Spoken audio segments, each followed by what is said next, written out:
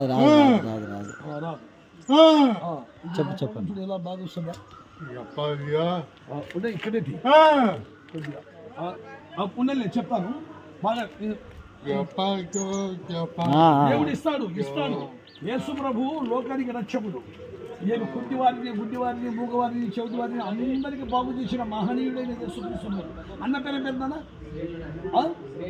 వేణునాయక్ శ్రీనునాయక్. ఒకటి హృదయంలో ప్రభువా పాపినైనా నన్ను క్షమించు. రెండే మాట. ఎందుకంటే పాపులున్న చుట్టూ క్రీస్తు లోకమునకు వచ్చాడు. పాపస్థితిలో ఉన్న మానవునికి రక్షించడానికి యేసు ప్రభు పాపిగా మారిపోయాడు.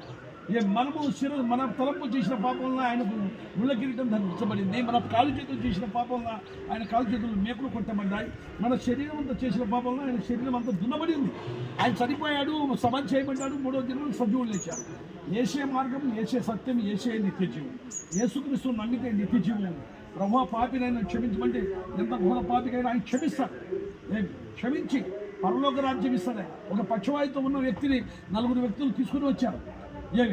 ఆయన ఏంటి, ఇదిగో కుమారుడా ఎత్తు, యేసుక్రీస్తునామంలో ఎత్తు, అది ఇరుగుడు ఎత్తు, యేసుక్రీస్తునామంలో ఎత్తు. ఆయన ఖచ్చితంగా బాగు చేయగలిగిన గొప్ప దేవుడు. పెద్దనా చిన్న యేసుప్రభు నమ్ముకో, నిత్యజీవం పొందు.